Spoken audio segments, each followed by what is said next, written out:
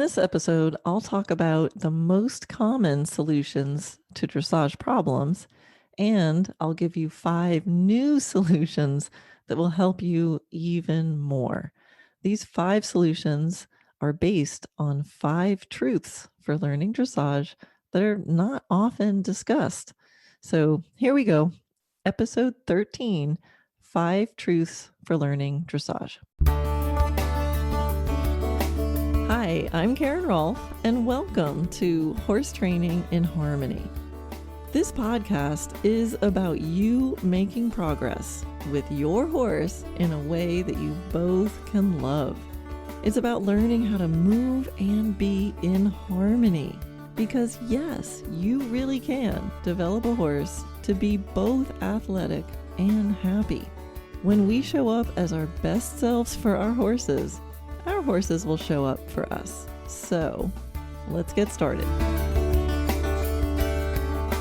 Dressage trainers are known for, among other things, their ability to ride straight lines and to stay inside the box. Unfortunately, this can lead to too much of a sort of direct line approach to everything, with little ability to think even outside the box a little bit. If you listen to an average dressage lesson and made a list of what seemed to be the 5 most common solutions to dressage training problems, it might sound something like this. 5 most common solutions to dressage problems. Number 1, add more leg. Number 2, do it again and again and again. Number 3, half halt, half halt, half halt. Number 4, work harder. And number 5, shorten your reins. And actually, tied for number 5 would be buy a new saddle. So unfortunately, those solutions often lead to dead ends. When students come to me, it's usually because they've tried those 5 things again and again and again, and they are still stuck. In horse training, the shortest distance between where you are and where you want to be is not always a straight line. So here are some outside the box solutions for your dressage problems. So here's a list of your new top 5 solutions to dressage problems. Number 1, wonder, how can I help my horse? Number 2, experiment with great curiosity. Number 3, trust your instincts.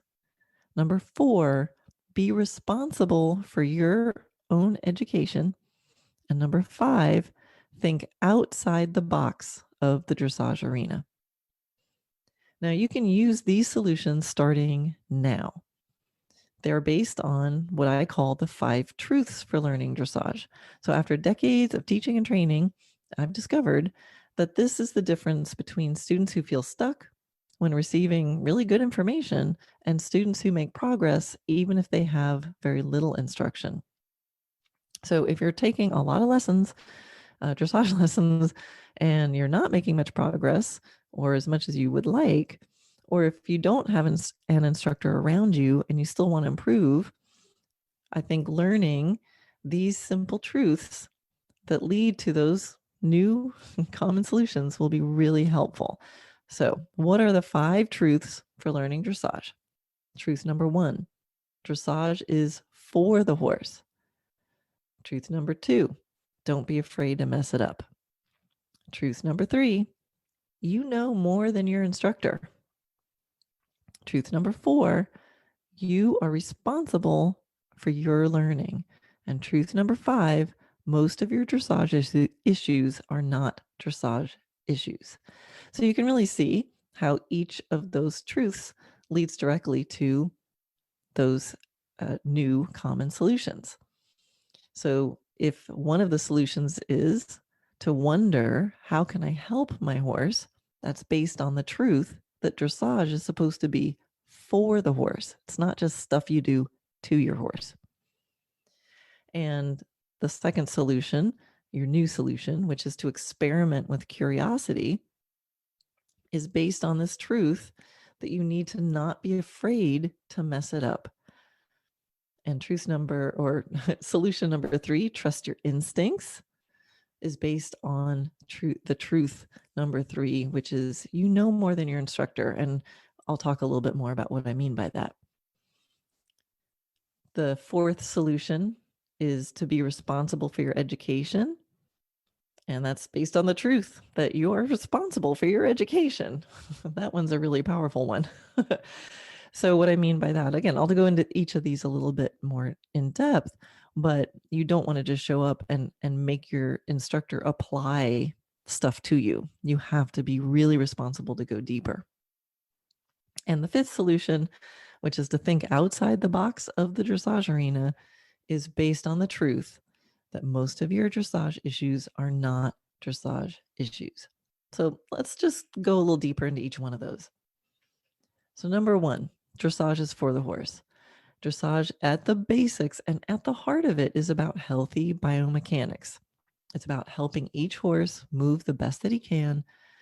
And in the competitive atmosphere of dressage, it's really easy to think that doing dressage is about getting your horse to be better than some other horse, or the goal is to get up the levels. But the first priority of dressage always should be to help the horse recover from the burden of us sitting on them so that they can carry us in a healthy and pain-free way. So having an attitude of, you will do this movement for me, will bring out the predator in us, which brings out the prey animal in our horses and sets up a tense disconnection, right? From harmony. And from here on, you're going to be working against that. You're going to be working against your horse instead of with them. So when a student complains, he won't do what I asked, I ask them, well, why should he? I mean, it's a real question. And it's a reminder that our horse owes us nothing. It was not his idea to do this. It has no inherent purpose to him. And what's going to keep him motivated is us proving to him that the balance and the posture that we're asking of him will lead to a freedom of movement that will actually feel good to him, to the horse. So when we do dressage for the horse, we ask this question when challenges arise. Horse, how can I help you with this? And asking a question like that will put your brain into problem-solving mode. It will automatically start looking for ways to make things better.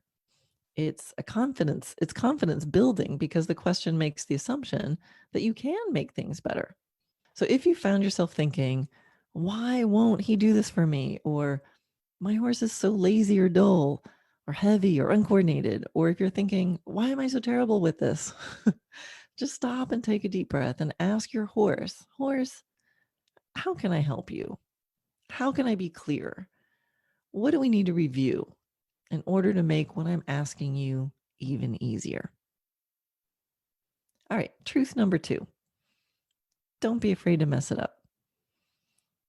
The learning process can be messy. By definition, we're doing things that we don't yet know how to do. So if you're expecting that the process is a straight line, or if the learning system you're in is not flexible, chances are you might feel wrong more than you feel right. And I have little air quotes when I'm saying wrong and right. When you're feeling, quote, wrong, it's easy to think that you just have to ride stronger or harder, or get into this cycle of frustration. What's wrong with me? And the blame is often put on, ourselves, the student, or the horse. And then the student feels worse and worse about themselves, and the horses either check out or act out. So life and learning are rarely perfect in every moment. And I believe that precision arrives out of the possibility that play creates. You've probably heard me say that before if you've been listening to these. And the more that students and horses feel willing to experiment, the more chance there is to find improvement and even stumble upon an improvement. But dressage does tend to attract people who like precision and like sort of strict rules, and dressage environments can be unforgiving. So do your best to surround yourself with other people that forgive lack of perfection. They can stay lighthearted. Stay away from groups of riders that rip each other apart, right? They sit on the fence and point and criticize, or they post videos and criticize.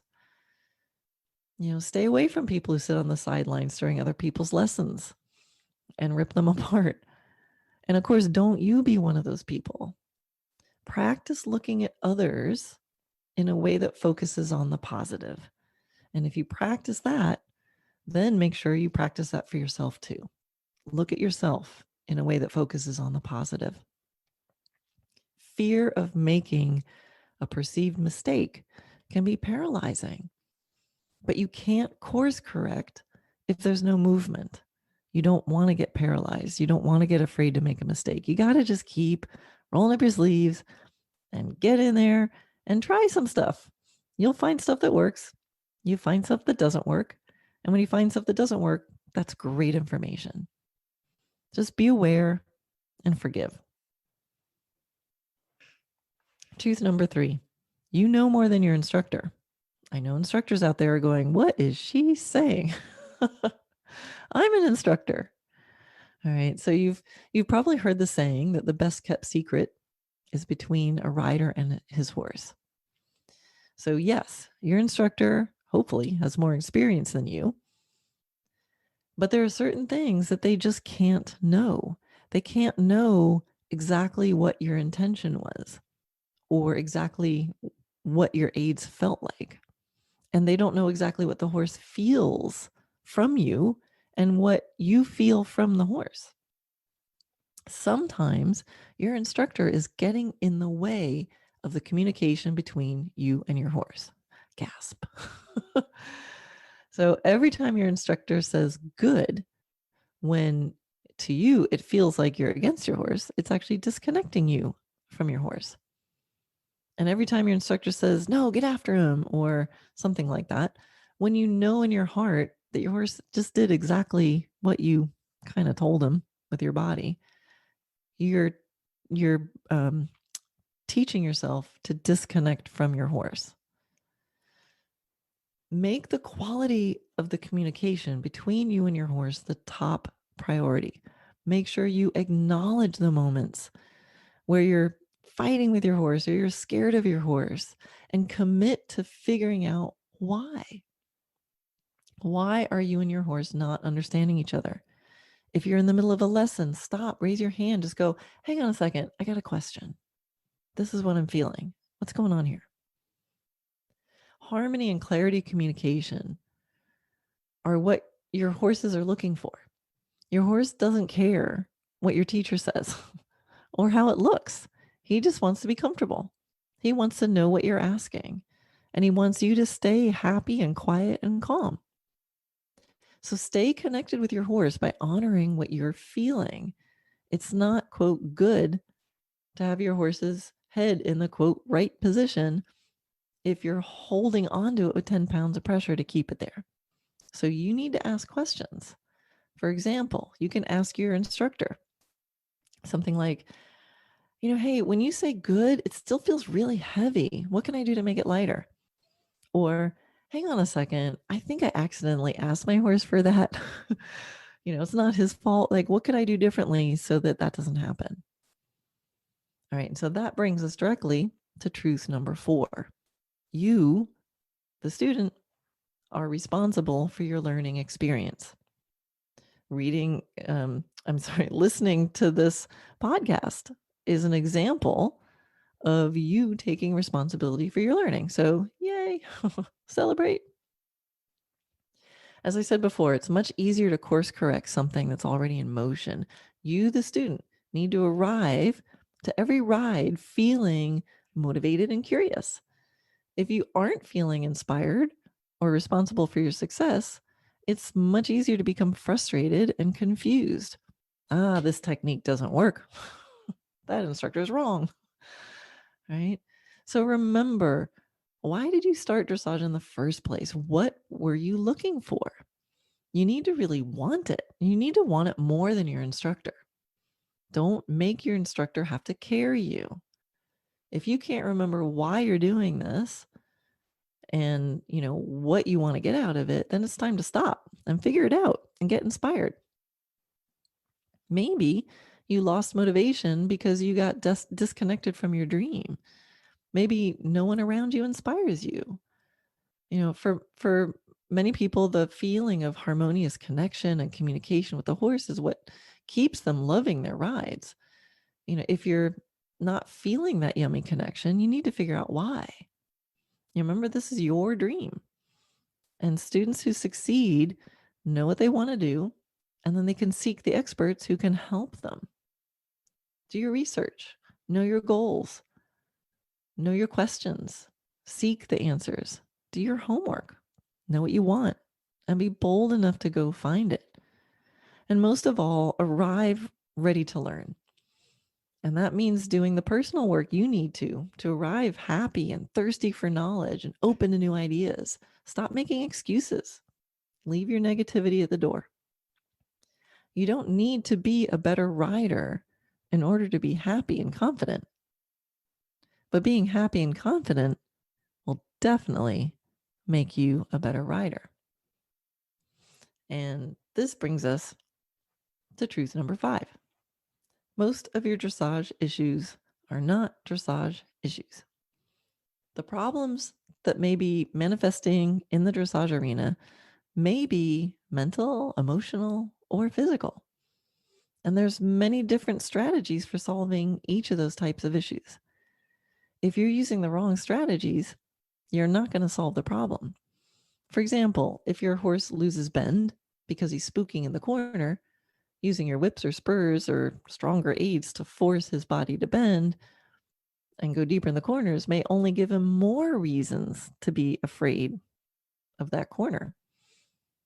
And it won't make him feel so great about half passes either. If you're going around the corner and forcing him in to get ready for your half pass, it's like, that's not a great start. But it has nothing to do with dressage. It has to do about spookiness, confidence. So the next time you're having trouble with dressage, ask yourself, is this really a dressage issue? Notice, also, if you're stressed from your day, if you're feeling confused or angry or anxious, or if you don't trust your horse, you're probably not going to perform at your best. And the same goes for your horse. So figure out what you need to do to be your best for your horse. Your horse's emotional state matters. His lack of enthusiasm for doing lengthenings in the arena may be less about the quality of your half halts and more about the quality of his life. Maybe he's feeling helpless or bored or lonely or spends most of his days standing absolutely still in a little box. Maybe improving his lifestyle might be the best way to improve his quality of gait. So remember, we have 100% responsibility for our horse's whole life, really. We need to respect how they live, how they play, how they eat, and how they're ridden, and yes, how they do dressage. Everything counts. So think of the difference in the posture or physical state of someone getting ready to do something they're really happy about doing. And then think of like the posture and physical state of an apathetic teenager being told to do the dishes or clean his room.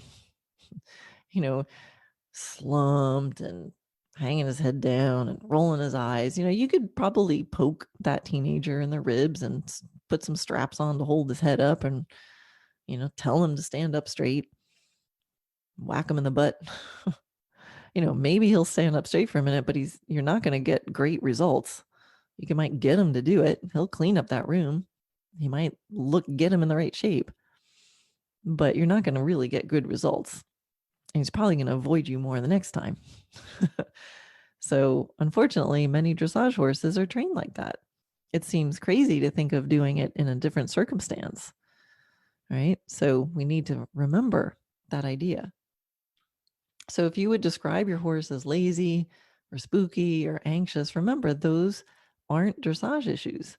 Those are motivational, confidence, partnership issues. If you do dressage poorly enough, you can actually create those issues. But in general, a lot of those issues can and should be solved away from the dressage arena. So that's actually the good news, is you don't have to ruin your dressage practice because of those issues. You can identify them and say, make changes in your horse's lifestyle. Make changes in how you're showing up for your lessons. Make changes in how you're thinking about your goals ahead of time. Make changes by noticing in the moment and trusting your instincts of what you feel in the moment, so that when your trainer says good and you go, hang on a second, I know you said, can we talk about this? You're saying good there, but here's what I'm feeling. And be bold enough to say that. Be bold enough to show up to your lessons going, hey, this week, this is what I worked on. This is what went well. This is what didn't well. I think I need more help with this. I watched this video. What do you think? I want to try this. And I love when students show up like that to their lessons. I used to teach people who would show up, and we're in full training, and I go, okay, what do you want to work on? And they're like, I don't know. Just tell me to do stuff. You can learn that way, but it can be much, much more fun than that. So remember, the broader and the more well-rounded your education with horses, the better. Don't get stuck using those 5 most common issues, shorten your rein, half halt, work harder, buy a new saddle. Instead, learn the 5 truths and practice the top 5 solutions based on those truths that will work for you. So, and to remind you what those new solutions are, number 1, wonder, how can I help my horse? Ask him. Number 2, experiment with curiosity. Number 3, trust your instincts. Number 4, be responsible for your education. And number 5, think outside the box of the dressage arena.